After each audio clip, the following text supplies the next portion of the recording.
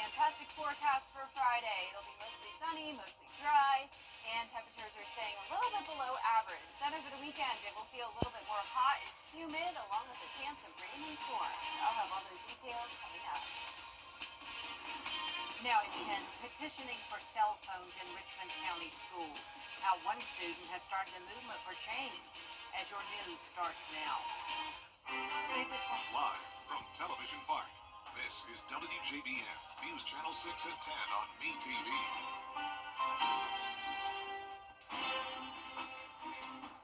Good evening, everyone. I'm Jenny Montgomery. Thank you so much for joining us tonight.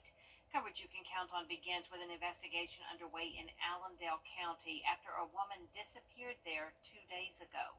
Law enforcement found a vehicle parked on a set of train tracks in a very rural part of the county. According to the Allendale Sheriff's Office, 27-year-old Jessica Rapsis lives in Jacksonville, Florida, and her family hasn't heard from her. And it's not clear why. She was near the community of Martin in northwestern Allendale County. Officials say her vehicle was still warm, but had been sitting for a while.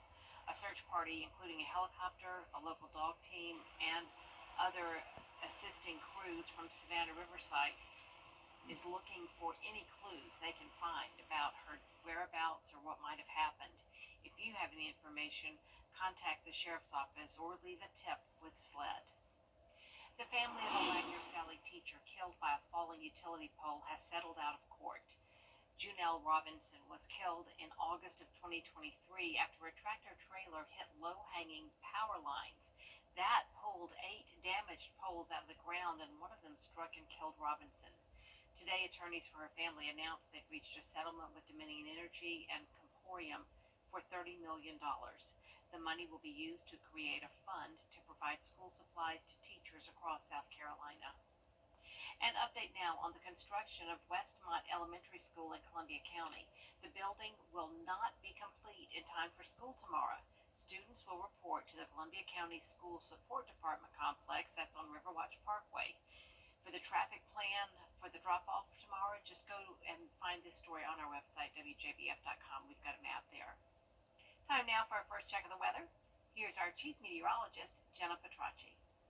Well, it was a very nice day, definitely a little bit cooler, and we had a decent amount of sunshine. Here's a look now at our Terry Lambert Hyundai Skyview Cam, a mostly clear and dry night. No rain today anywhere in the CSRA. Most of our high temperatures topped off in the upper 80s. Augusta Bushfield made it to 89 degrees, 4 degrees below our average of 93, and nowhere near that record of 103 set back in 2007.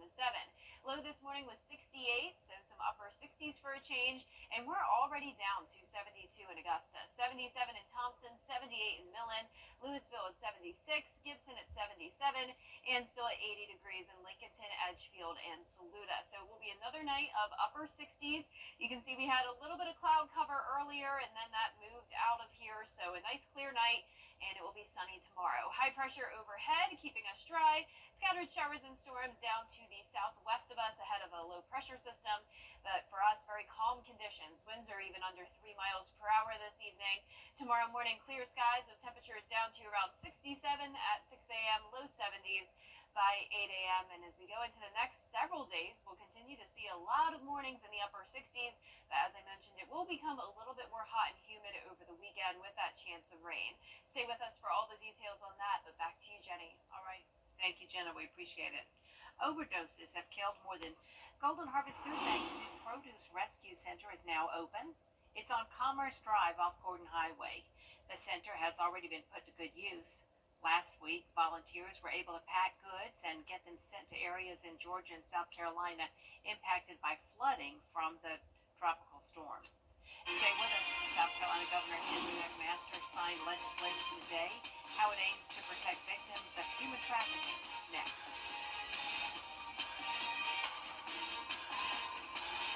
And we have a nice end to the work week, cooler and lower humidity, staying sunny and dry, but then some weekend rain chances. I'll have a look at the futurecast for that right after the break. At Tile Center, our passion is for people and the living space they share. We totally understand that your home is a big part of your life, and our goals are to inspire your creativity. We'll help you feel comfortable about transforming your living space into a showplace you can be really proud of. Come see why for yourself at any of our locations at Tile Center or online at tilecenter.com. Your tile and stone experts. At Hammond Hills Animal Hospital. Now, your most accurate forecast with WJBF Live Viper 6. Welcome back. I hope you had a great Thursday. It's been a nice dry day. Here's a look at our Terry Lambert Hyundai Skyview Cam. Pleasant conditions this evening, 72 degrees, feeling like 68. The humidity is definitely much lower today. You may have noticed that when you stepped outside, and maybe you noticed the cooler temperatures this morning. We were in the upper 60s for a change of pace. Right now, we're all the way down to 72 in Augusta, 75 in Aiken, upper 70s for our western counties, and 78 down towards the south in Millen and Bamberg. Satellite radar not showing much going on. It is dry all across the two-state. We had plenty of rain, of course, to start the month of August with Tropical Storm Debbie, and our updated drought monitor did come out today, and you can definitely see a lot of improvement here. You may remember we were in the first through third phase of drought pretty much across the entire CSRA earlier this summer, but Debbie certainly took care of that. So we're only seeing that very first phase of drought, dry conditions in some of the northern parts of Georgia and South Carolina, but nothing significant. We picked up on nearly 3 inches of rain so far this month, and on average we have around 4.5. We're only halfway through the month, of course, so it's possible, but we'll be right on track with the average by the time we get to the end of the month. 40% chance of rain on Saturday and Sunday. Definitely a good chance we'll add to that rainfall total. But next week, rain chances are very minimal. For your Friday, it'll be completely dry, mostly sunny skies. Temperatures starting out at around 68, climbing to 90 in the afternoon. We have Harlem versus Greenbrier High School tomorrow night, and it will be a great night for it. The lower humidity, the temperatures won't be too hot, 85 at kickoff, low 80s by the end of the game. So low temperatures will be dropping into the upper 60s over the next couple of nights. 71 will be about as warm as it gets Sunday morning, because then even next week we still have those upper 60s. Now let's talk about the rain and storms this weekend. On Saturday, there is a marginal risk of severe weather for some of our counties down to Richmond and Aiken. That's for the gusty wind potential. So you can see on our futurecast, we will have an unsettled pattern starting Friday night. You can see this batch of scattered showers and storms to the west of us. Because we have this high pressure overhead, that is keeping things dry. So notice that line just breaks apart by the time it makes it to our area. Now it's possible we'll have a stray shower or two early Saturday morning from that system, but overall a mostly dry Saturday. It won't be until late at night. This is 10 o'clock Saturday night where we'll see that chance of the storms with gusty winds. Drying out again Sunday morning, so when you're headed out early, it'll be good. The cold front gets closer to us Sunday night, so that's when we'll have another chance of rain. So the weekend will mostly be wet at night, not during the daytime. Hurricane Ernesto at 90-mile-per-hour winds now as of the latest update. You can see it will strengthen shortly to a Category 2. Unfortunately, head straight towards Bermuda, but keep its distance from the United States. Our lows tonight will be in the upper 60s, 67 in Augusta, 91 in Augusta tomorrow. And that 10-day forecast showing the chance of rain at 40% over the weekend. Just a stray shower on Monday, mostly sunny. Plenty of sunshine to look forward to next week, and we'll actually have several more days in the upper 80s. So not bad at all. All right, Jenna, thank you. Today, South Carolina Governor Henry McMaster held a ceremonial bill signing for legislation taking action against human trafficking. The bill expands the definition of sex trafficking and creates a new program within the Attorney General's office that would keep victims' addresses confidential. Part of that bill also addresses child luring, making it a criminal offense. That means if an adult does lure or try to entice someone under 16 years old, they'd be guilty of a felony and face a fine of up to $10,000 and or up to 10 years in prison. Someone was driving through a neighborhood trying to get children, trying to get them to go in their vans by trying to get them to pet a dog. Police came, talked to the man. Unfortunately, they couldn't charge the man with anything until he shut the door, because it was not against the law to have a child pet a dog. It's only against law once they shut that door. So every year we've been filing this bill. Thank goodness we were able to finally get it across the finish line this year. Also, under this bill, if a person was coerced into committing offenses while they were a victim of human trafficking, they would be protected legally. A petition calling for cell phones not to be confiscated in Richmond County schools has gotten 5,600 signatures. News Channel 6's Isabella Moody spoke with the student behind the movement. 16-year-old Hayden Griffin Dunbar started a petition on change.org because of the school board's new cell phone policy. He was surprised when it started to become popular online. First, it was test scores. Then it was like, hey, we need students to focus in class. But, I understand that, but they're going too far with it. I didn't expect to get as much attraction as it did, but it did for some reason. Probably because, I shared it with, 2 people, and I expected to get, this big. Fellow students started signing the petition because they use their phones as a resource in class and don't understand why the phones can't be used during lunch or breaks. The reason I signed the petition was because I feel like I use my phone for educational purposes and not only just for getting on social media, talking, other stuff. Parents we spoke with seem to have a middle of the ground reaction to the policy. They understand that the kids should be focusing in class, but some feel the rules regarding confiscation seem harsh. I understand kids should not be on a cell phone while they're in class, which is understandable. But for them trying to take the rules, keeping it so lengthy, I'm against that. I'm a little neutral.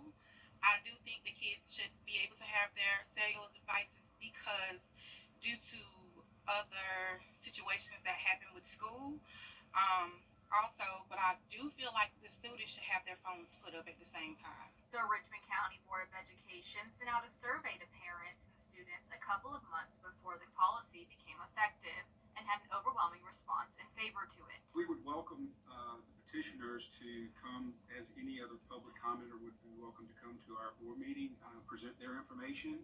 The school system would gladly accept it. The board could review it. Would there be any change in the policy? Probably not at this time. That's because the policy is so new and the BOE supports it and has done research on the subject. Walker still encourages people to attend meetings and share their thoughts. For more information on the Board of Education's meetings, you can find that on our website, WJBF.com. We'll be right back. Welcome to Oasis Homes, where home.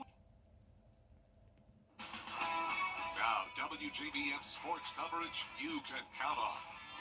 The Atlanta Braves were struggling at the beginning of the month, but now they're on the road and riding a 2-game win streak over the Giants as they look to earn their first series win in August. With 2 extra inning wins, Game 3 would seal the deal, and boy did the Braves show up and show out. Top of the first, bases loaded for Michael Harris Jr., who's in the lineup for the first time since mid-June. Harris belts it out to right field and over the wall into the water for the 423-foot grand slam. Welcome back, Michael Harris. That's his first career grand slam, and it puts the Braves up 5-0 early. Then in the third, Braves ahead 5-1.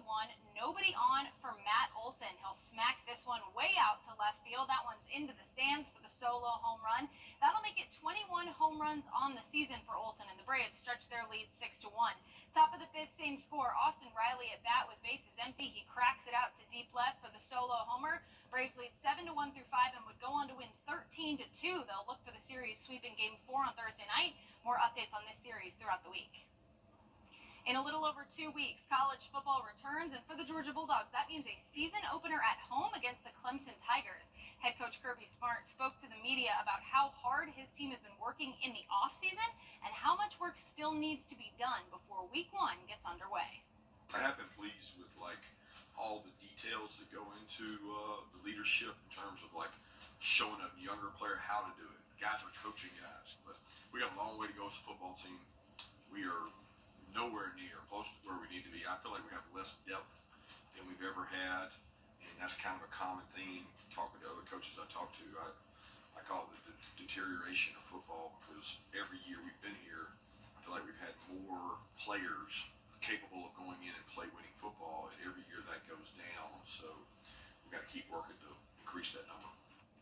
The Bulldogs and the Tigers face off at noon on August 31st on ABC. And finally, Thursday marked the official start of the PGA Tour playoffs with the top 70 players opening play at the FedEx St. Jude Championship in Memphis. From there, the top 50 will advance to the BMW Championship in Castle Rock, Colorado, and then the top 30 after that will move on to the Tour Championship, which will take place in Georgia at East Lake Golf Club in Atlanta. So with all that excitement kicking off on Thursday with the FedEx Cup, let's take a quick look at the standings. Round 1 saw Chris Kirk jump out in front at 6 under, just one stroke ahead of a three-way tie that includes 2024 bronze medalist Hideki Matsuyama. Rounding out the top 5 is a host of golfers including silver medalist Tommy Fleetwood and gold medalist Scotty Scheffler at 4 under. Then right behind them are a pair of former Georgia Bulldogs, we'll call them our low locals, with English and Henley finishing Thursday at 2 under. Now, if you look at this leaderboard, you can see that this is a very close opening round with 16 golfers, all within 3 shots of the lead. There is so much excitement still in store, and as this tournament unfolds, we'll continue to bring you updates from the 2024 FedEx St. Jude Championship. That does it for sports.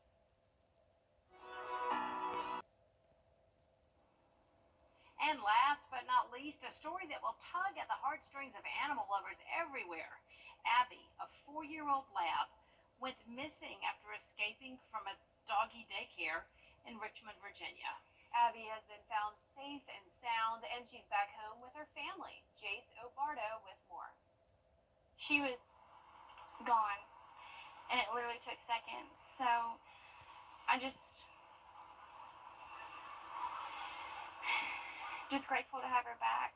There's no longer a need for signs like these. The 9-day search for Abby the dog is over. Abby's mom, Hannah Perkins, can finally breathe a sigh of relief. I am feeling so thankful and happy, overjoyed, just grateful for everyone's support, and just so happy she's home. Calls started coming in this morning about Abby sightings in the Curtis Pike area of Richmond, just a few miles from Four Paws Unleashed, where the pup opened 2 doors to escape into the woods behind the facility.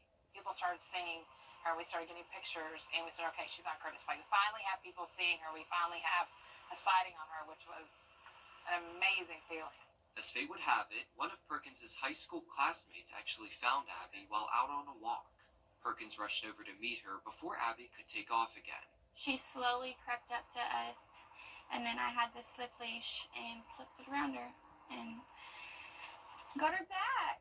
After being missing for more than a week, Abby lost 10 pounds. She has some irritation on her belly, a sore nose, and a few ticks. Besides that, Perkins says she's pretty healthy. In addition to celebrating Abby's return, the family is celebrating Abby's 5th birthday today as well. Perkins says she's never been more grateful for her canine companion. So glad they got a happy ending. The news continues at the top of the hour on WJBF News, Channel 6 at 11. And Togans Heroes is next here on WTV.